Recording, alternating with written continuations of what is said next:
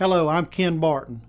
I own a diversified row crop and cattle operation in the Panhandle of Florida. I grow peanuts, cotton, and corn. I'm here today to talk about cotton production.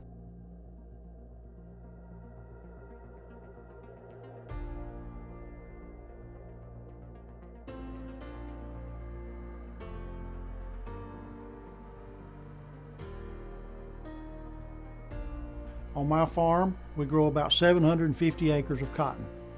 We start land preparation in the late spring and early summer, and planting season is in May. We plant our cotton seed in May.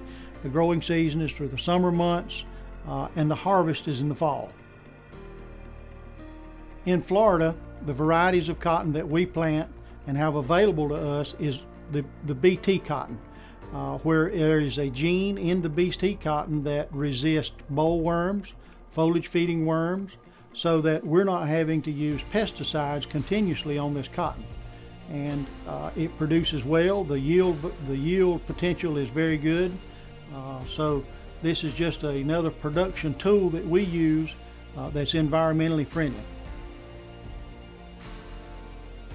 The planting starts with land preparation and applying of the soil nutrients to make sure that the soil has the proper nutrients in there for the plants to grow and produce and to maintain a hardy, healthy plant. At about 2 months of age, we have to start applying some growth regulant on our cotton so that it don't grow so tall and get so tall that our harvest equipment won't harvest it. It also puts the fruiting positions of the cotton a little closer together and increases the yield. We may have to apply this growth regulant 2 to 3 times during the growing season to maintain optimal height for harvesting. During land preparation, we use a method called strip till, where we have a machine that tills up only about a 12-inch wide strip through the field, as opposed to conventional tillage where we're tilling and preparing the entire field as a seed bed. We come back on the strip till with a planter and plant the seed in there 10 to 12 inches apart in the row. And after about 7 to 8 days, the cotton seed emerges and begins to grow. When the plants get about 30 to 40 days old on the cotton, they'll begin to bloom. And in each bloom, when the bloom falls off, a little square appears. And then as the square begins to develop, inside the square is called a boll. It will continue to grow and develop, and soon the square opens up and reveals the boll. Now during this time, we have to monitor the plant height and the plant growth, and occasionally apply the growth regulator so that it don't get too growthy and tall, and to help increase the yield. During this time also, we have to be mindful about the soil nutrients. Cotton requires a little extra added nitrogen at side dress, so we add the nitrogen so the plants grow healthy and the bolls can fully mature. After the cotton has grown for approximately 130 to 140 days, it's time for harvest. The harvest begins with a defoliant that is actually sprayed on the cotton plants that makes the leaves fall off. And there's also another additive in there, if there's any cotton bolls that are not yet open, that it will dry the outer hull of the cotton, and it opens up so that it can be harvested as well. And at this point, it's extremely important to know that you've applied your growth regulant on a timely basis, because the harvester has a difficult time harvesting extremely tall cotton. When the cotton has been defoliated and the cotton picker gets to the field, it travels through the field, and in the heads of the cotton picker there's spindles that are turning at a very high rate of speed, and it just wraps the cotton, the lint of the cotton, around the spindles, and through a vacuum air system it puts the cotton back into a basket. You'll see 2 different types of cotton pickers or cotton harvesters today. The One cotton picker is a roller. It rolls the cotton up into a round bale, and the other, it is put into a rectangular module of cotton. And both are transported to the cotton gin for the ginning process.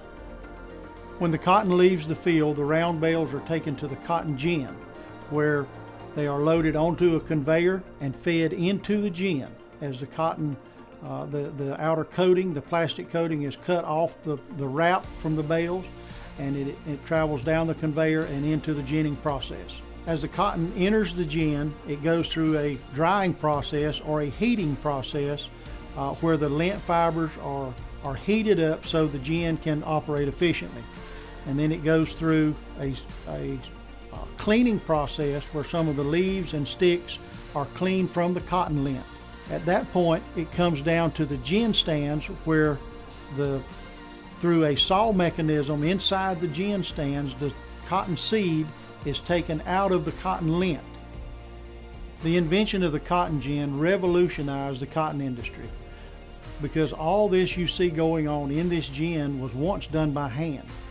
This machine mechanized the process of removing the seed from the cotton lint, and it automatically takes the seed out of the lint of the cotton, removes the leaves and the foreign material so that it can be graded, and the good quality cotton goes on for further processing, and the lower quality cotton is further processed for other applications.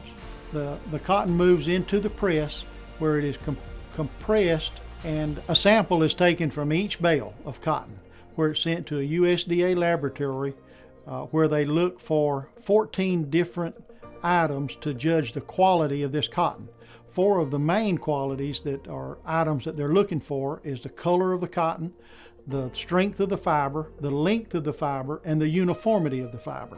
This determines the quality of each bale of the cotton, and also determines what the farmer would get paid for that bale of cotton. The round roll of cotton that goes through the ginning process weighs approximately 5,000 pounds. Out of this roll of cotton, we will have 4 bales of clean cotton that will go for further processing. We also have about 2,500 pounds of seed that has been ginned from that roll of cotton.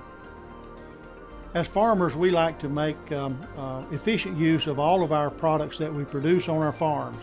When the seed are ginned from the cotton, they're stored in a warehouse, and they're used for other processing. While they're not used for planting, we have developed other processes for extracting the oil, which is used in edible products, and also the hull and the remainder of the seed for cattle feed. One interesting thing about being a cotton farmer in Florida is that not many people think that we grow cotton in Florida or know that we grow cotton in Florida, but it is an important part of my farming operation to help me and other farmers in Florida keep our operations diversified.